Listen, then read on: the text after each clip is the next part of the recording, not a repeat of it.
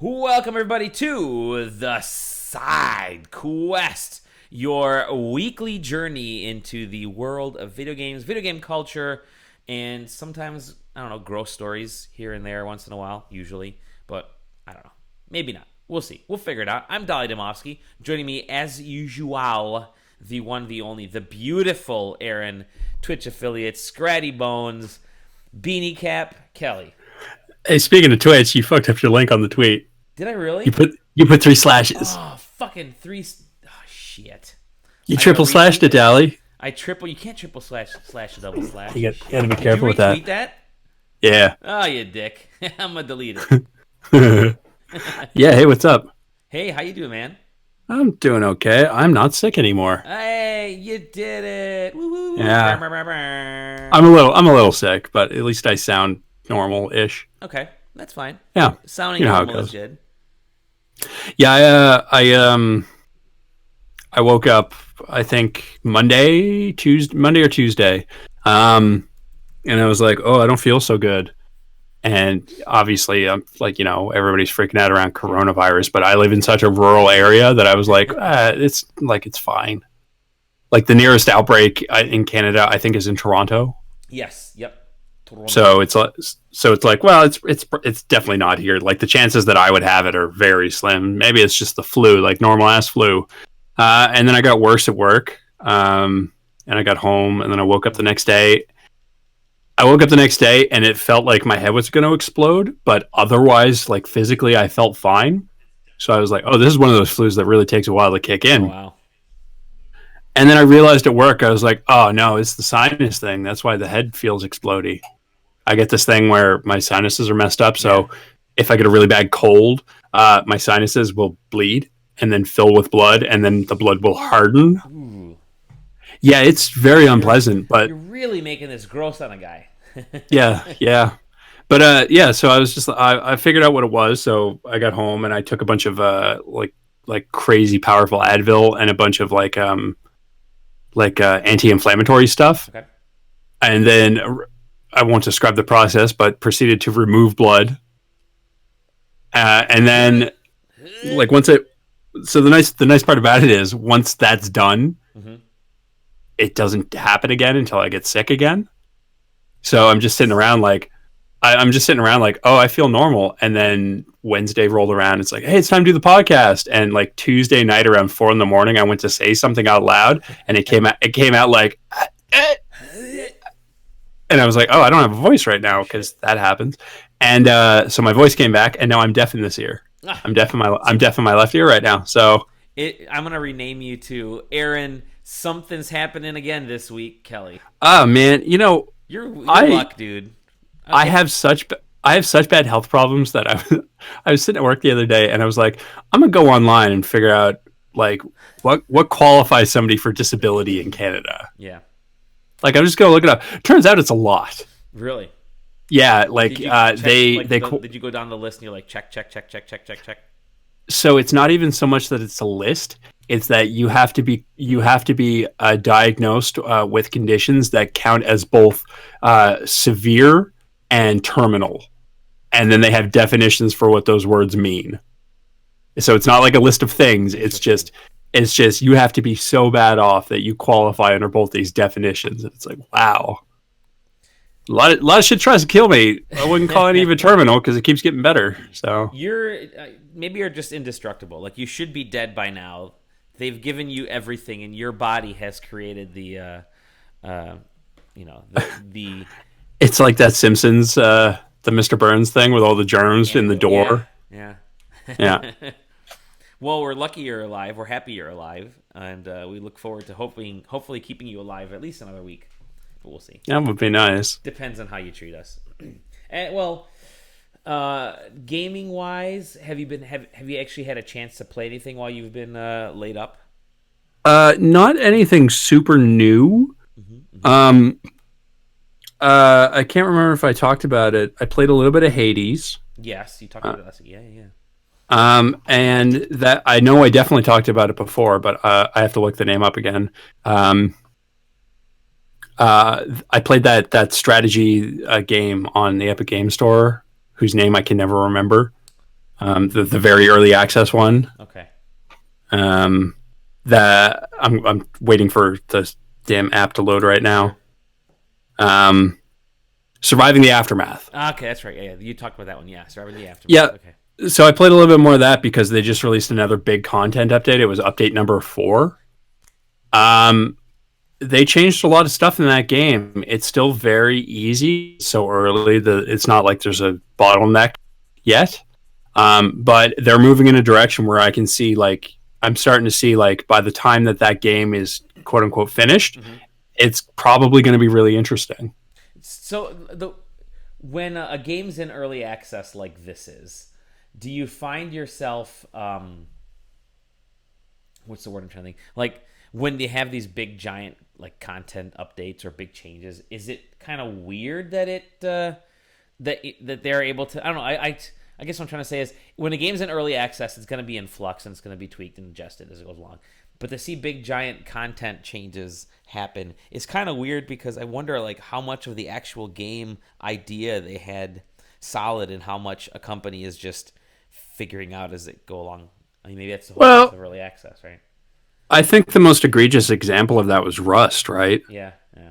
Like I bought Rust very early on in its cycle, and when that game first started, like that game had zombies and shit like Uh that. huh.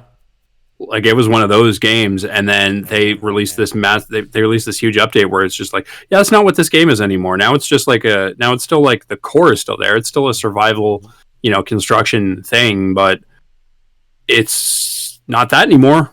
So enjoy, and I would argue it's probably a better game for it.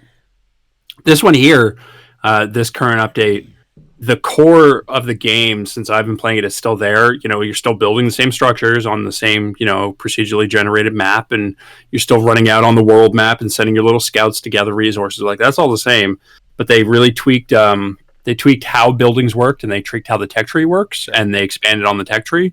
So it's like I guess the best example is like you start off and you're building buildings, and one of the first things you have to do is you have to start producing food because otherwise your people will starve. Pretty common thing in those type of games. And it used to be that you could just build small farms. There's 3 sizes of farms. You could just build them immediately and assign a number of people to work on them. And then you just have food, and like your people would eat raw food, so you didn't really have to worry about having cooked food or anything like that. Hmm. And now you have to get a decent way up the tech tree to get those farms.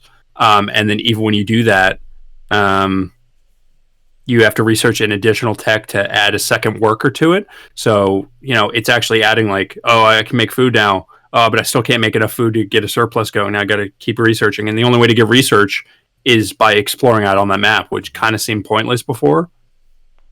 For the most part. So it's just cool seeing like, oh, well, now this ties into this, and now there's actually a reason to be focusing on this. And So and you're then the cool starting to thing, see how some of these big chunks are kind of coming into. totally, and Okay. they're doing something that I like, which is they're implementing really good community feedback like as soon as possible. So like one of the things that a lot of people were asking them for was like out on that world map, um, you'd have to manually select your scouts and tell them where to go, Hmm. which you still have to do when you're exploring, but you'd have to do it the other way too to send them back to the base. And now they just added a button that says return to base Hmm. because everybody wanted that. So it's like when you're done with that person or they're too hurt to keep exploring, you just click that fucking button and you don't have to micromanage them. Right. So Right. it's just, quality of life stuff. It's really cool to see. And I'm kind of excited to see where that game ends up. That's cool. Yeah, I'm. Your explanation of it has really kind of piqued my interest to maybe not play it yet, but I'm curious to see how it builds out over the next few months here and some of these big chunks of content. But The nice part is it's one of those games that I tend to just like play. Like it's one of those games that I'll just Mhm. turn on and play through and start a new game and just play it like I It'll did be with fine. It doesn't RimWorld. matter if you're like losing progress or whatever. You just Well, I kinda don't like so the fun thing about those is like I'll turn them on and like I have 3 screens. So like I'll be working on this screen and I'll be doing something on this screen and I'll be doing something on this screen. So I can just boot that game up on a screen and just have it going and playing it. And then when it's time to go to bed for the night, I've been playing for I don't know 6 or 7 hours, and then it's just like, all right, I'm just gonna turn this shit off and not save it. And then when I do it again the next day or the next 2 days or whatever, like I just start from the beginning again. Because that's just how I interact with those games. Like I'm not trying to get to the end. Basically, I did the same thing with RimWorld. I did the same thing with You Civilization. just Like kind I'll of just start a play to new. play. Okay. Yeah, Yeah. like Excellent. it's something to have going on while I'm doing something else and doing something else. And those all those types of games are really good for it because you can pause them. Hmm. Hmm. So if I got to focus on a thing, I can just do it. But so because it's one of those games that I'll tend to play over and over and over and over and over again for an absurd amount of time, I'll probably still be playing this by the time that they finally hit the "Hey, here's what this game is" stage.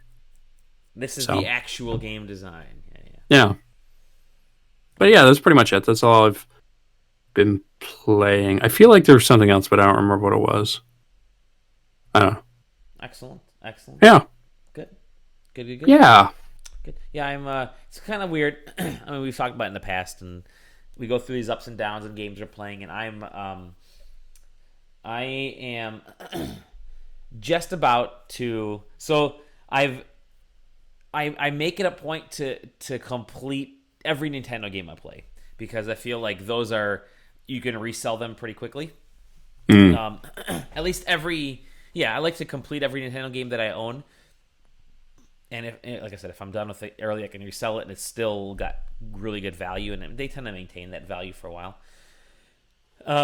I've completed. I looked at kind of the big fall releases of games that Nintendo had. So they had Legend of Zelda: Link's Awakening, completed that. Luigi's Mansion 3, completed that. There's a bug in my house. I'm going to completely kill that. The Astral Chain. Haven't completed it yet, but I'm far enough along where I'm really digging it. I would not be surprised. That's a Platinum Games jam. I wouldn't be surprised if they're looking to maybe bring that to another gaming device. If that's one of their Platinum 4 game things to talk about. So I haven't completed that, but I'm really digging it. And then the last one, the big one, was Pokemon's. And actually, and Ring Fit. And Pokemon, I am in the end game. I'm basically the point of the story that I'm at now. I can sort of kind of finish the mainline story after you complete the gym challenges. So you get all the badges, which is 8 badges. You get you go through like the gym challenges, and you face off against the champion, and then you solve the mystery of the Galar region. The Darkening Day or whatever that's called.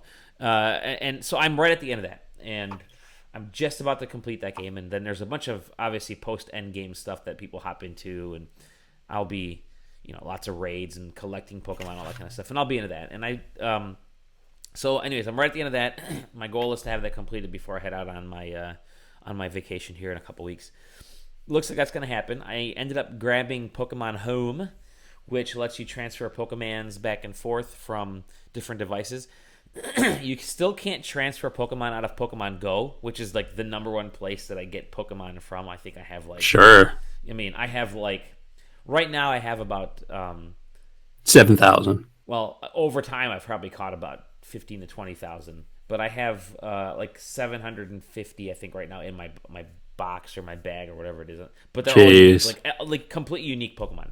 Well, because so I've never really played Pokemon Go because of the whole no data plan thing. But don't you just melt spare Pokemon into candy or something like that? Yeah, spare Pokemon you can transfer it and it becomes candy to potentially use towards evolving other Pokemon. So that's how I evolve Pokemon and have been able to fluff out that list is to transfer. If you catch extra Pokemon and you already have them, you can transfer them out and. I do that. But Pokemon Go Pokemon Home is very bare bones, and I'm not super excited about it on the console. Which is, you'd think on the console at some place you'd want to have like the major bulk of the interactivity. It's really bad. You can pull Pokemon out of like Pokemon Let's Go, Pikachu and Eevee, and Sword and Shield, and kind of move them around a little bit, but like functionality beyond that is done. There's nothing there. On the mobile phones, you can sort of they give you like this room that you can kind of decorate with stickers and stuff. And if you complete tasks like transfer 10 electric Pokemon or rename 5 Pokemon or whatever. You get like points, and you cash those points in for either BP battle points or stickers and things like that for your room. So, but that's only on the mobile aspect. Did they explain why the professor in Pokemon Home looks like a total asshole? He looks like a complete douchebag. He's got the stupidest glasses. He's definitely drunk. Yeah, they did not explain it, no. Is it Professor Oak? It's like a different name that he's going by, I guess. I don't know. He's like Party Oak. I'm not 100% sure. But yeah, so I'm kind of disappointed in Pokemon Home right now. I'm using it the kind of the free version, which I think lets you transfer 30 per month or something like that. Whereas the other Pokemon lets you transfer like 6,000 per month or something wild like that. 30,000 a month. I'm not sure what those numbers are. But yeah, it's super bare bones. And I mean, for a free service, it is what it is. I don't know. It's like what, 13, 14, 15 bucks a year or something like that. Do I really want to do that? I don't know. I'm going to see how many Pokemon probably not. Yeah. I'm going to see how many Pokemon I have in all of my old games. I still have XY floating around, Sun, Moon, and I may have the Game Boy, one of the Game Boy Advance versions, like Red or something, with some Pokemon. Nice. There. So I'll take a look and see if I can transfer some Pokemon around, but we'll see. Excuse me, it's hard. Yeah, that's kind of bare bones. And then, but I'm right at the end of Pokemon Sword. I'm also literally right at the end of Ring Fit Adventure. In fact, I could have beaten it tonight, but I went out drinking. Haha. And now I'm chatting with you, which is great. So I'll probably complete it tomorrow. But I'm at the final boss battle of Ring Fit Adventure, and I'm working on this article where it works. I mean, I'm surprised. I'm tired after workouts. It wears me down if you do it for like 40, 45 minutes a night, and you don't realize. I mean, you realize you're working out, but you don't realize you're working out. Yada yada yada. But like I said, I posted a few days ago, last week, and I think again a couple days ago, that I'm like able to fit into slim jeans for the first time in my life, and I've now gone down to a waist size which I haven't been at since like 2001 or 2002, and I haven't done any fucking thing different in my workouts. Like I've been working out a lot, like I'll do a lot of cardio or whatever, elliptical, but I don't want to say it's Ring Fit, but at the same time, that's like the only explanation I have is the only thing I've been doing different is Ring Fit, which is essentially causing me to do different types of body toning exercises. So it's Nintendo makes me laugh sometimes because on the one hand, you look at something like Ring Fit Adventure and it's like Nintendo out of nowhere just goes, "Hey, you know how everybody has been trying to figure out how to gamify working out and nobody can really do it, you know, like Photocracy, things like that." Mm-hmm. They're like, we're gonna make achievements for it, and nobody really cares, and everybody lies. They're like, we're gonna throw this thing out here, and it's gonna solve that problem, and we're gonna do it super well, and everybody's gonna love it. And then on the other hand, they still can't figure online out. Yeah, I know.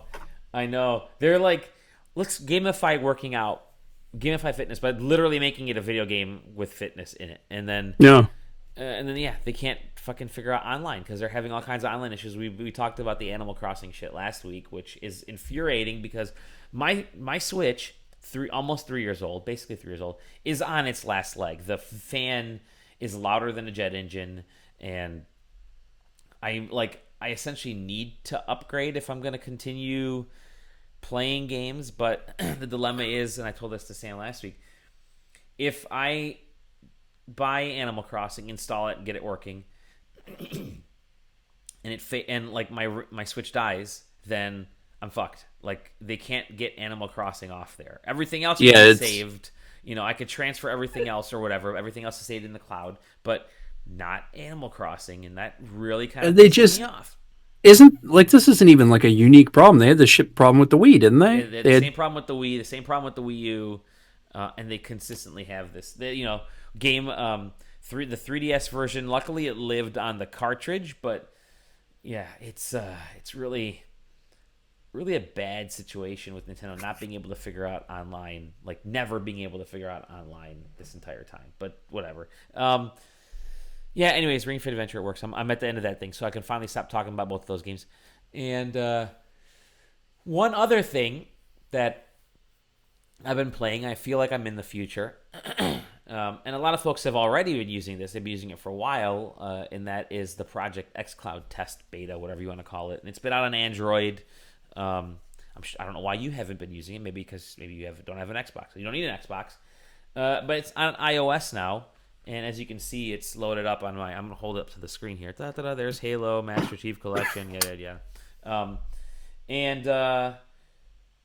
Holy shit, it works. Like, granted, you have to have a Bluetooth controller, which is a little bit of a bummer because the last thing I want to do is carry a fucking Bluetooth controller with me, into the I bathroom. definitely don't have one of those. Yeah. I don't have a Bluetooth controller. I borrowed somebody else's at the office just to give this thing a shot, and I had to go out to my car because our firewall is preventing it from me, allowing me to play. But it works with over LTE, and it works on Wi-Fi at home. And I don't think there's been a lot of stuttering. It's only been a day, so it's not like I've been like hardcore into it. I've maybe put like 15, 20 minutes into it. But shit, like, it's playing it's playing Master Chief Collection on my iPhone, and it looks fantastic. It looks beautiful because it's streaming video. Yeah, holy shit, it works. We were talking about Stadia and Nvidia and how those have kind of come out of, Stadia's nobody knows what to do with Stadia, and then meanwhile Nvidia comes out and says, yeah, don't worry about it. Here's your entire gaming collection, $5 a month, you're good to go. And everyone's gaga over the Nvidia stuff. So Microsoft, I think, is more on that latter portion where they're doing it really well. They're taking their time to develop it. They're getting the software working and giving it to whatever, what users want out of their streaming, what users want out of a service like this. They're really being open with fans and consumers and stuff, and transparent, and getting the information directly from them. And I can really see this thing being the backbone of their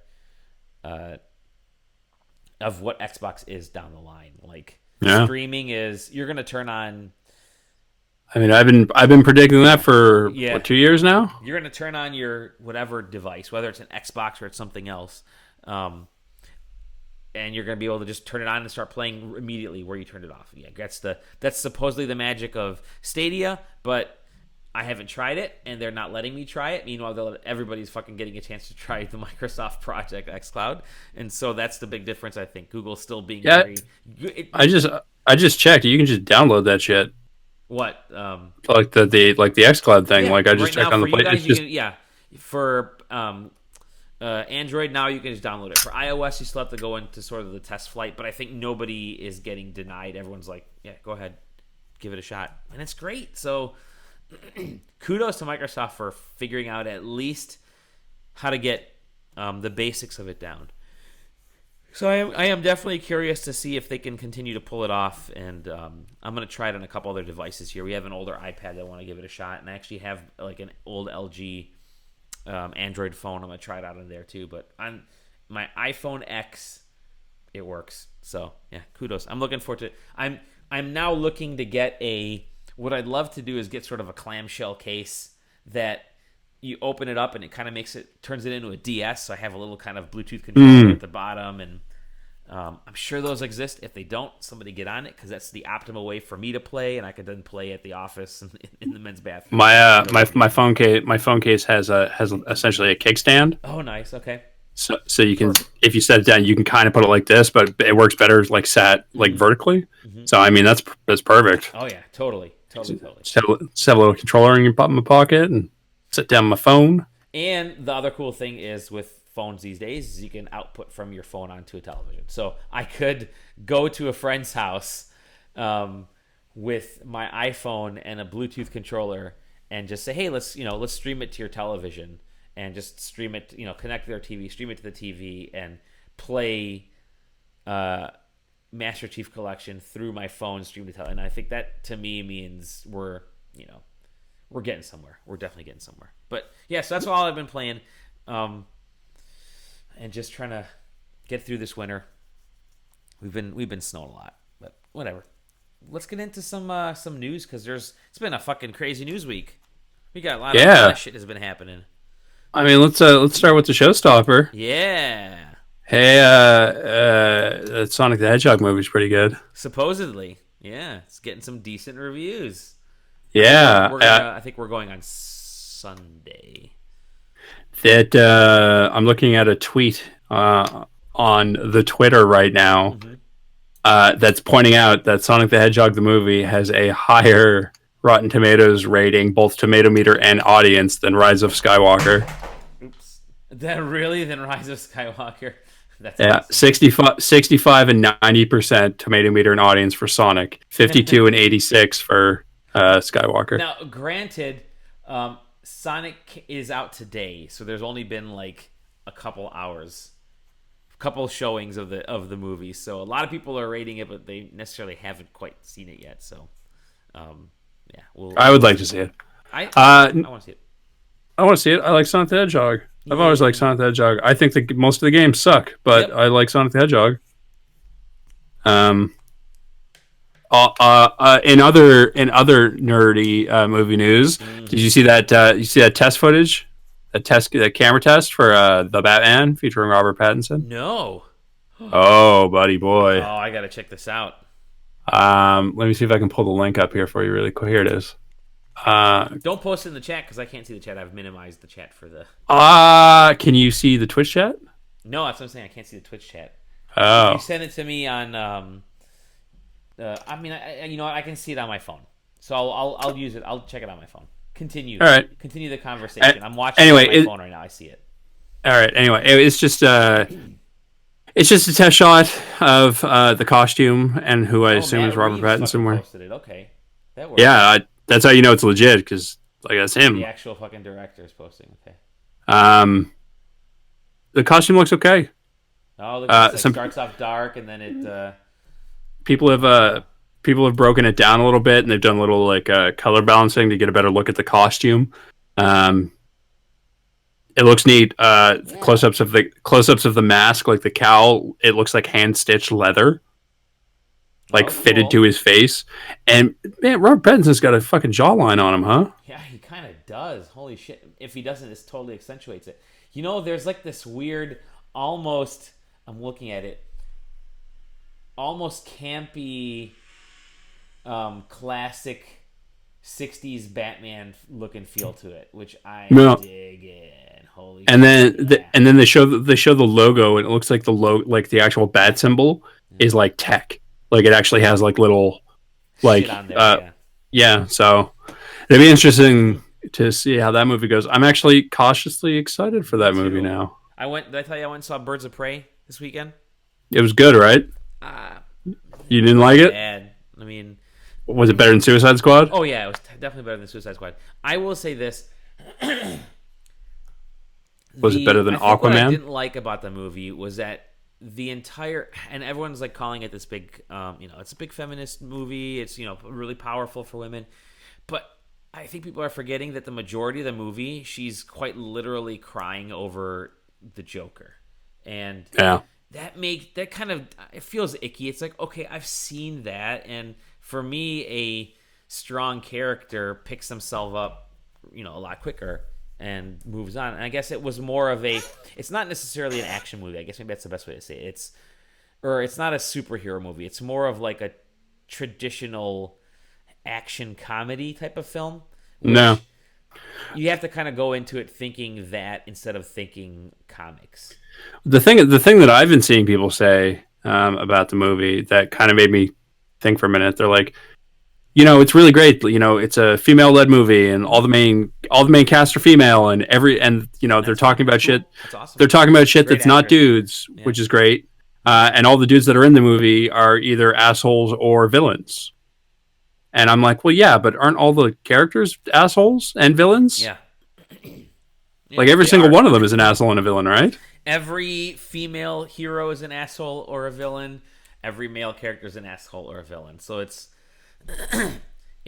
yeah, there's nothing wrong with that.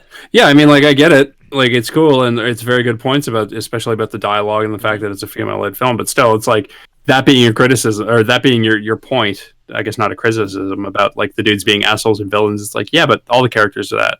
I think yeah, exactly, totally is. I think That Joker part kind of irked me a little bit, and we'll get off on the we've got off on a tangent here, but they kind of Family Guide it, and what I mean by that is like they try to explain moments to you, and Family Guide go into like it's like that one time that we met so and so at the bar, and then they cut to a scene of meeting this person.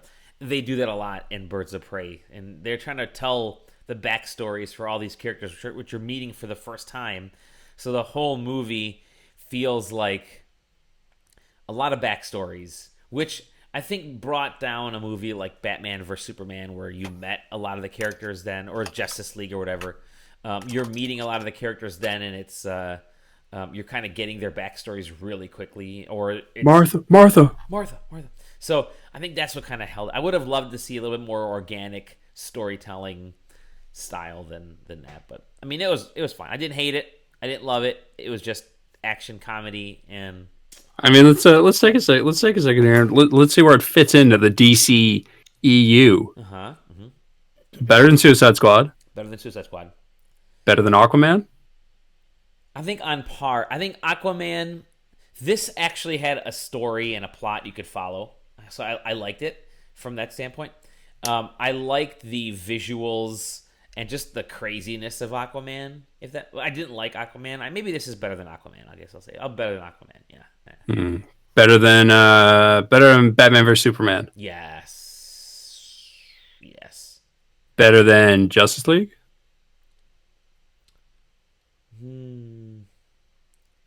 I think maybe on par with Justice League. Better than Wonder Woman. No. Yeah. Okay. We know where it sits then. Yeah. It's it's funny because I've been kind of I rewatched a couple of the films. Shazam is really good. My ranking probably has Wonder Woman on top.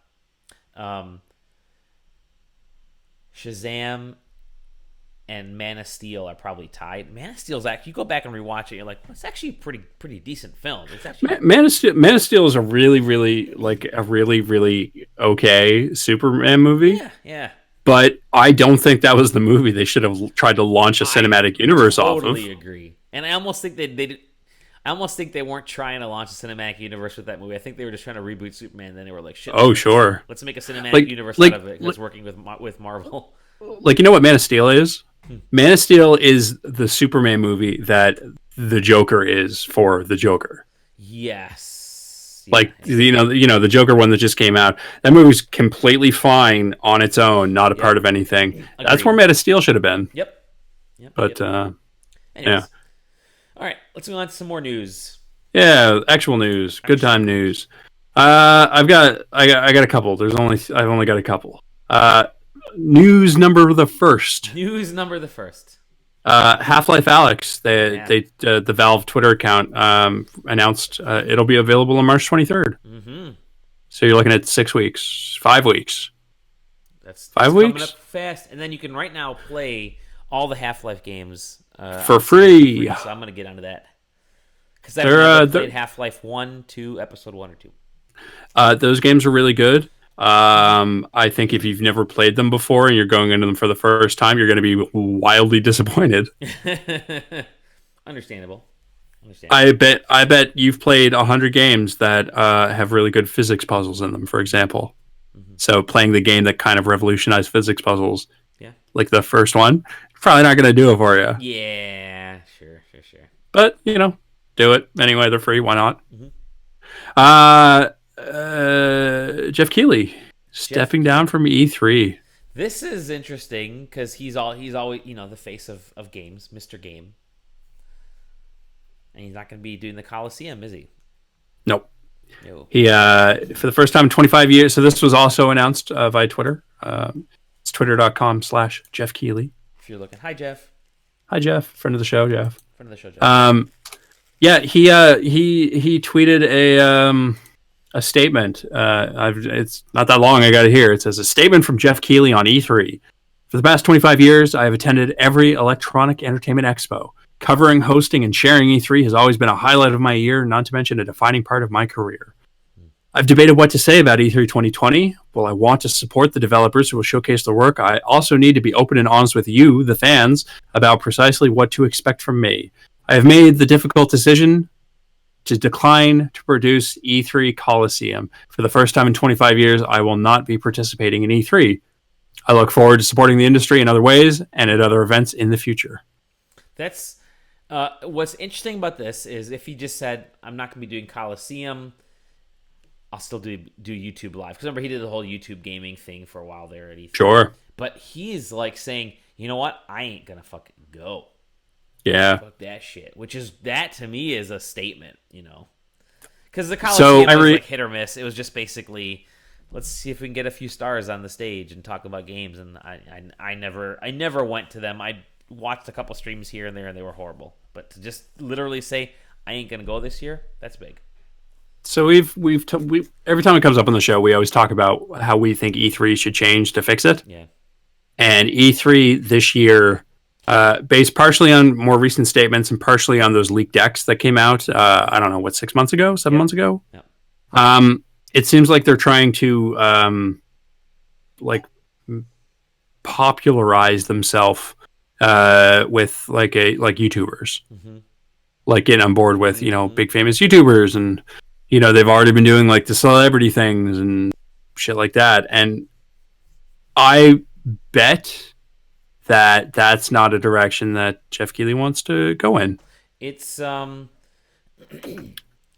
I should say that Jeff Keighley doesn't want E3 to go in, because I think that's probably right. I think that's probably right. And I think the reason that you're seeing that, and you're seeing Sony move away and Xbox kind of pull off to separate thing, and you know, Nintendo doing Nintendo. Nintendo's doing Nintendo, but like just at the show, like Activision not really gonna be there, is the move away from E3 being an industry event and more towards consumers, and that consumers is including, like, I put streamers and YouTubers into the whole consumer because they're just consumers with megaphones. Like a lot of the folks that are popular just started with a camera and a laptop or whatever and stream and got popular, and now they're influencers and all that kind of stuff, where industry tends to be the more traditional viewpoint. And I think, to me, Keighley is kind of the godfather of the industry side of things.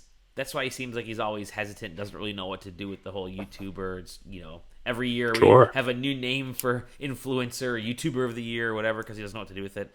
But he knows he has to acknowledge it somehow.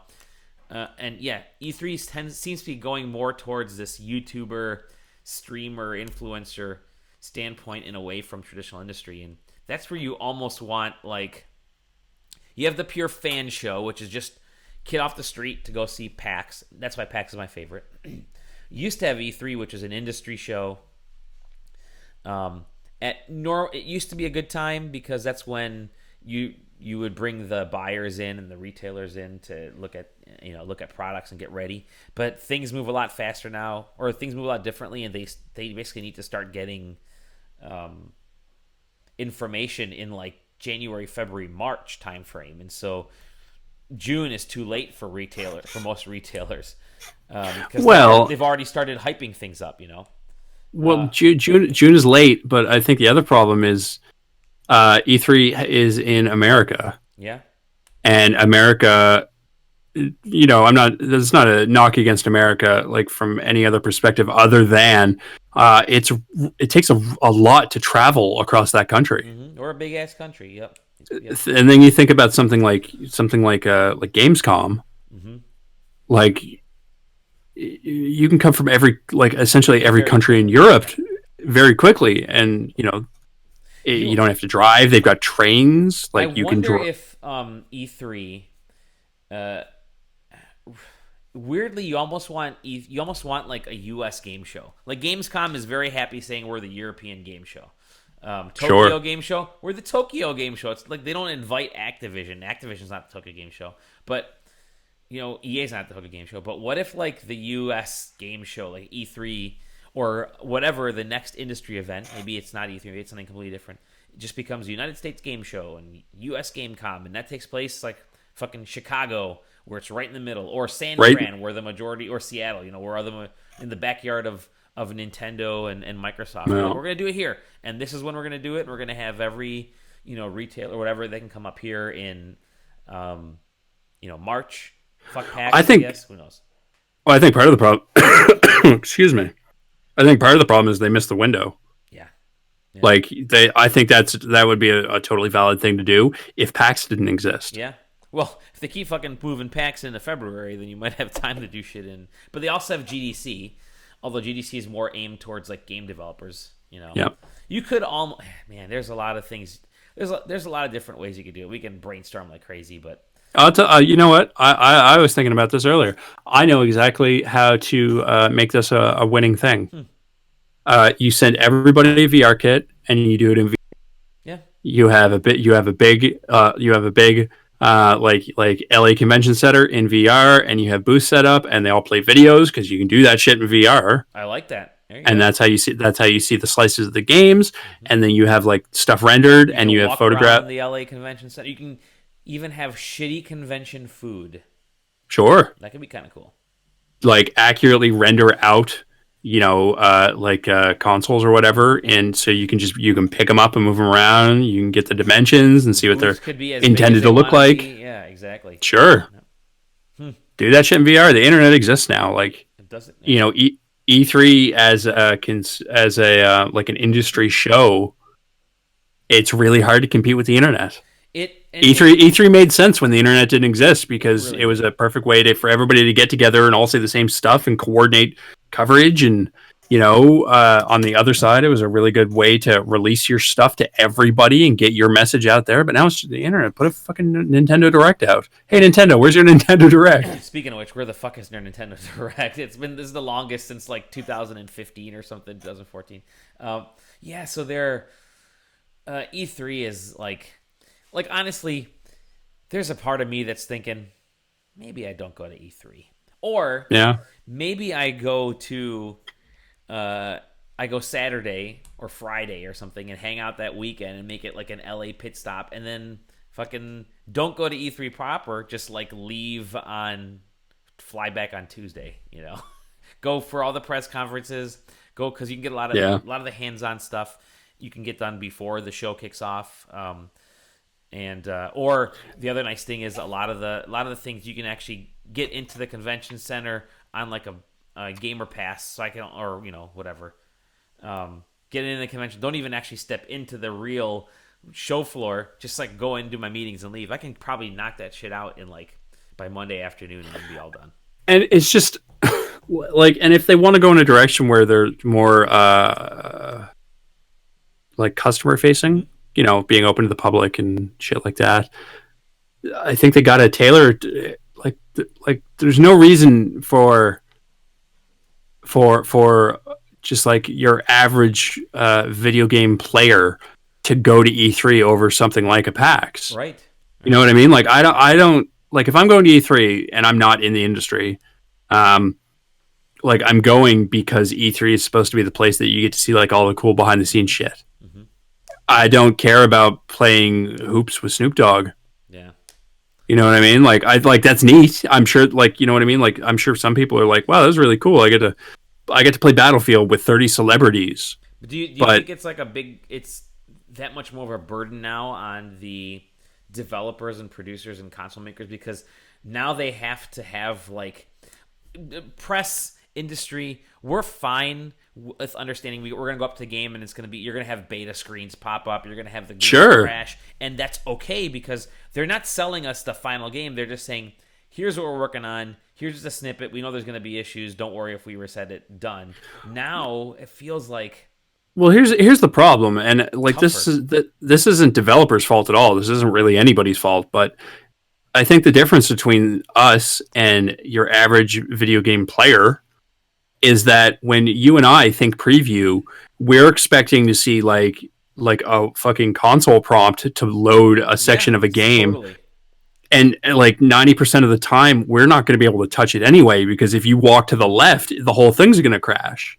Yep. Like that's what we expect from a preview. And it's a pleasant surprise when even if it's just a slice, is playable. Completely. And it's like even at PAX, it's like that sometimes, because you'll get those PAX screens where... Sure. But I think the flip side is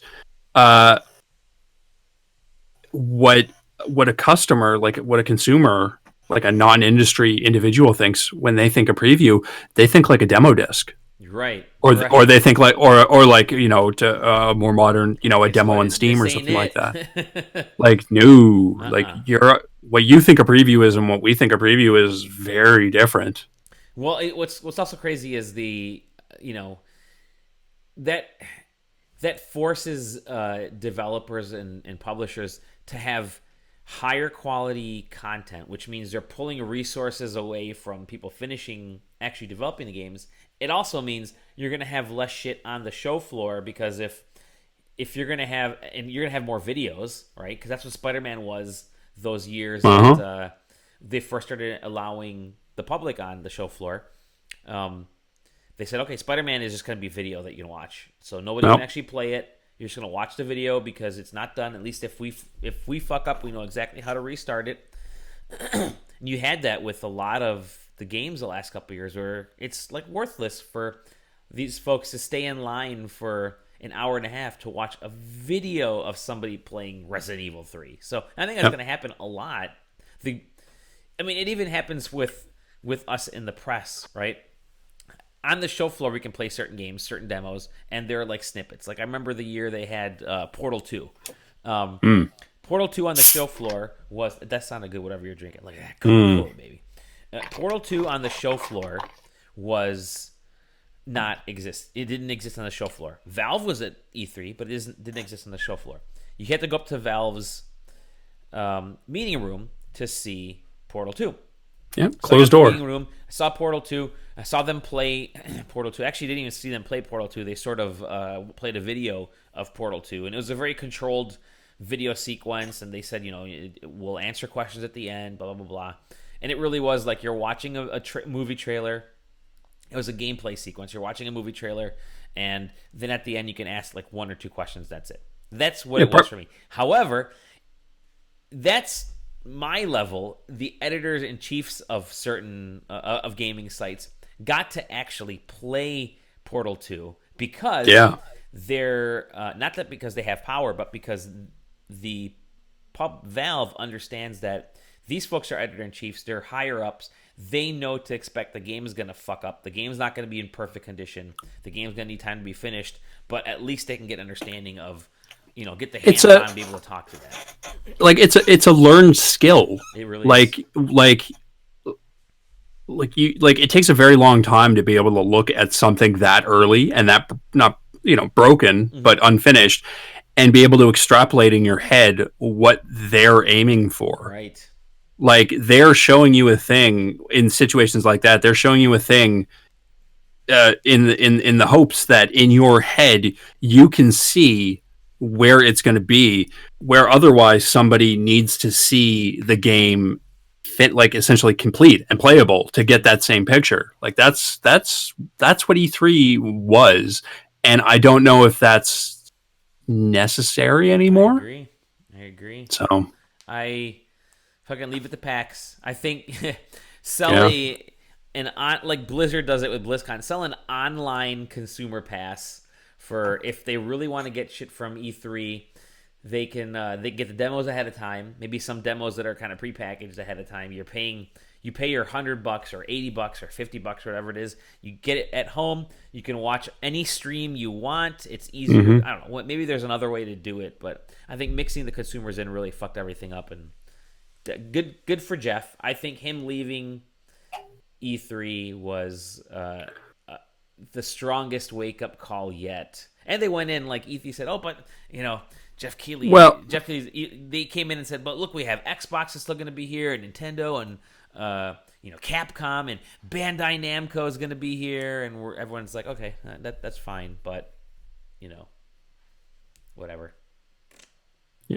And Jeff Keighley is one of the most hardworking people in the industry. Mm-hmm. So Mm-hmm.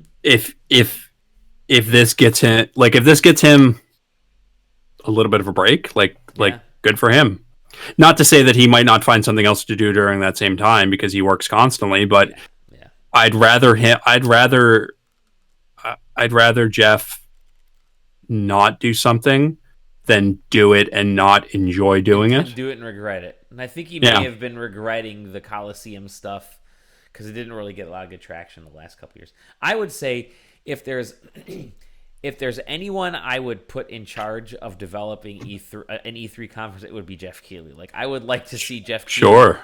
help organize a conference and really get it to, like the fucking Game Awards could be part of, or something like that could be an E3 conference, right? Could be an E3 event. Like, you get this conference, you're going to the Game Awards. You don't have to wait in line. You're going. That's where you sell those passes for those types of things. And then I don't know.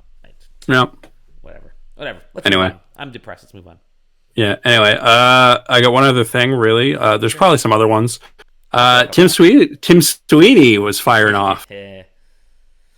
So for anybody who doesn't know, anybody who's watching live or listening to this relatively recently, recently being the day before Valentine's Day, it's the DICE Summit's happening in Vegas right now. Yep. And Tim Sweeney delivered the opening keynote. And two things that jumped out at everybody who read the transcript or listened to or watched the video or listened to it. He took a couple of shots at Facebook and Google. Was the first one. He described them as businesses that profit by doing their customers harm. Which is he elaborated on. He talked about how they offer you services for free, and then they essentially invade your privacy and take your information and sell it for a profit, and how he hates that, and talked about that a little bit. I just included that because I thought, like, oh wow, taking shots. And then it turns out that he's got beef with Google because of Fortnite. He wanted Fortnite on Google Play, and they wouldn't let him use their own store. They had to conform to Google's pay method, so he said, "No, fuck that." But anyway, I thought that was funny. And then he also said that he tried to make the argument that companies and like their various departments, like marketing and whatnot, they should be divorced from politics. They should be politics-free zones. And then he actually did elaborate on that, where he was saying, employees and workers and developers and anybody can have their own politics and express themselves however they want, and they should be totally free to do so. But he feels that injecting politics and political messages into a product, specifically a company doing that, tends to alienate people, and so it shouldn't be done. And I mean, on the one hand, I guess I can see it. Like, I can see the CEO of Epic Games making that argument. But like, on the other hand, politics is life. Like, you can't get away from it. Yeah. You don't have to engage with it, but that doesn't mean it's not there. So, yeah, I don't know. His statements that everybody was reacting to seemed a lot more outlandish. His elaborations make them seem less outlandish, but still kind of skeevy. But that's been the big conversation online. Tim Sweeney. Good old Tim Sweeney. He's definitely not a quiet dude, that's for sure. Tim Sweeney's got a lot of opinions, and he's got a lot of things to say, and sometimes he makes decent points, and sometimes he makes a little not so decent points. But I mean, props to him for being out there saying it, because it's not like he can hide. Yeah, that's true. It's fucking Tim Sweeney. It's fucking Tim Sweeney. But I got a couple quick little news bites here. Yeah. If you're done, I can hop in. Yeah, talk to me about Pokemon. Yeah, I'm not talking about Pokemon. No, the Outriders. That's that Square Enix game from People Can Fly. That got kind of a official reveal. I mean, they announced it, kind of talked a little bit about it at E3 last year, but they really sort of announced and showed details of it today, and it's going to be available this fall. This is from the Bulletstorm devs. It'll be available this fall on current gen and next gen consoles. So they're already saying it's going to be a next gen. It's going to be a PS5 and Xbox Series X. So that's interesting. I saw a screenshot. I saw two screenshots from that game. Yeah. It seems like their color palette is a whole lot of brown. Yeah. Like a lot of brown, like brown backgrounds, brown characters, brown armor for some reason. Interesting. Yeah. And then a friend of the show, Jeff Grubb, tweeted a screenshot earlier where it showed like essentially the first person reticle aim directly on a character Yeah. so that their health bar and shit was popped up, you cannot see the character behind the reticle. That is Yeah. how muddy that game looks It's right now. blown apart. Yeah. I mean, this is it's obviously this is the early access portion of development of that game. So hopefully No, I mean, people can fly developed, Bulletstorm, which is still so fucking awesome. So yeah, I keep forgetting that game is on the Switch. I might pick it up again. But another news here: Sony is taking up their promise and will be at the promise that they made about being at a bunch of different events this year, over 100 events this year. And here's the first one: PAX East. No, there's not going to be PS5. Don't get your hopes up. And who knows if we're ever going to get a PS5 announcement or Series X or Nintendo Direct or anything that's fucking going on. Everything is, it's like we called the last episode holding pattern, and it really is right now. It's just this is a boring ass time of year where everyone's waiting to announce shit, and it's because no one wants to let the shoe drop on console. it's gonna be the remake. That's what's gonna be at PAX. Yeah. Well, here's what the PAX East, their PAX East plan is. They have almost all third-party stuff, which is very typical of Sony. Sure. Their only first-party things like MLB The Show, which is okay, that's there. Iron Man VR, okay, that's there too. Whatever. You have Last of Us Part 2. So, all right, people, and it's playable. So all those games are playable at PAX East. Last of Us Part 2, Final Fantasy VII Remake. Cool. And Dreams is going to be there as well. So, and these are all games that are launching relatively soon, right? So you're getting all these are spring games. So you're not going to get a fall game to pop up. Although I will say, in the past, I have played like Sony games that were a year or two out at these types of events before. So Yeah. But I mean, again, those usually tend to also be behind closed doors, don't they? correct. They're like, hey, No, I think it was at the Sony. Remember Sony had their PSX event or whatever that was, PlayStation Expo. I think they had like. oh well.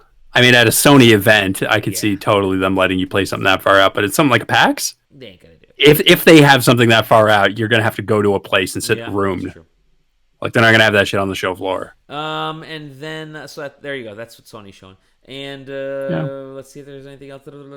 Oh yeah, there's one more little one that we didn't really get to, but BioWare is rebooting Anthem. Damn it, almost got it. BioWare is rebooting Anthem. I don't remember whose prediction that was. Maybe all of ours. I think we all said it at some point. But yeah, they finally announced that they done fucked up, and they realize it, and now they're gonna be rebooting. They're gonna be fixing Anthem. I forget the actual words they used, but it was something to the point of Casey Hudson said something to the point of we're gonna be, really taking a look back at Anthem. They're gonna try and Final Fantasy 14 and it's not gonna go well. Final Fantasy 14. They're gonna try to Destiny 2 it or Destiny 1 it or whatever they do. But good luck. It's who knows when that would be released, but they're not giving up on it. They're like giving it one more try. Like you want to know why that worked for Final Fantasy 14? It's because it had Final Fantasy in the name. Correct. That's Good it. point. If version 1 of Final Fantasy 14 wasn't a Final Fantasy game and it was just like your typical fantasy MMO, that relaunch would not have succeeded. Gun Sword MMO. Yeah, you're right. Totally. Like that would not have worked. I mean, all the power in the world to BioWare and EA relaunching Anthem, trying to fix that shit. I think that brand is burned. I think what they should do is relaunch it with the subtitle Anthem Mass Effect, and then really kind of play that up and make it gear it more towards Mass Effect, because that's the property they have that's still kind of lounging out there, and people still love the Mass Effect games. There are still folks that loved Andromeda. I'm not gonna lie. I would probably play Anthem if they turned into a Mass Effect game. No, right? Am I telling you? Just change the name from Anthem to Mass Effect. Immediately will have people playing. Anyways, yeah, Anthem. Fucking reboot, and who knows how long that'll take. That's it. That's all the news I got. Guess what? Yeah, we pulled an hour-long show off of some minimal games we were playing. like a game. Oh, I do have one other piece of news. I just got to very, very quickly look it up. Come on. He's looking, Come everybody. He's looking. on. It's so fresh and new that Fresh my and new. browser's autocomplete doesn't go to it. Ah, it just happened. Was it like brand spanking new news? Well, I just sort of found out about it. I'm gonna do this the old-fashioned way. I'm gonna just type this in, and Mm-hmm. here we go. Today's what? February 13th. Yes. February 15th is the first race of the Marbula One Grand Prix. What is Brought that? to you, brought to you by Gels Marble Runs, the guy who does the Marble Olympics. Oh, really? Yeah, Hmm. yeah, that's some shit I watch. All right. 16 teams of marbles racing around a track in an F1 style race. And they actually reached out to Formula One before they named it to make sure that there were no Did they issues with really? them. Yeah, and Formula One so here's why. So here's a little backstory. So they do their quote unquote Marble Olympics. Mm-hmm. They got a cease and desist order from the Olympic Committee. Oh, really? Yeah, they ignored it because they were just on YouTube. So they were like, whatever. And then they signed a deal with ESPN because ESPN, like every year, they do, the ESPN's The Ocho, like that one day a year where they do all like the weird sports. And they signed a deal with them. And then ESPN was like, yeah, we totally want your shit on here. You cannot call it Marble Olympics. Holy shit. This looks So, insane. Like I'm looking at these pictures. yeah. This thing. So anyway, they're doing a Formula One thing, and they All reached right. out to the Formula One people, and the Formula One people are like, no, it's cool. Call it. All Do right. it. Nice. So that's the first race is on the 15th. I might have to watch Go that. ahead. That's Saturday. Go Hazers. Gels Marble Runs. All right. Good deal. Good deal. Yeah. They All got right, a man. commentator and everything. Go check out those marbles. Where can we find you when you're checking out those marbles? You can find me on Twitch and Twitter at ScrattyBones. Okay, you can find me at Dali Demofsky. You can find us at sidequesting.com. Sidequesting on Twitter. Sidequesting TV on Twitch and on YouTube. And yeah, podcast us wherever you want. Spotify, iTunes, whatever. And that's it. We'll see you. Adios. Love ya. Peace. This is us signing off. Why are you still listening? Why are you still watching? What's going on with you? Come on, don't you got work to do? Don't you got to sleep? It's Thursday night. It's a school night. Get out of here. Go to bed. One of these days, we're just not going to stop. We're just going to sign off and then just keep talking and just leave it running. Leave it running. See how many people notice. I mean, mine's still running. Well, yeah, but I mean, I'm talking like every now and again we have one of those like half hour, 45-minute conversations. We'll just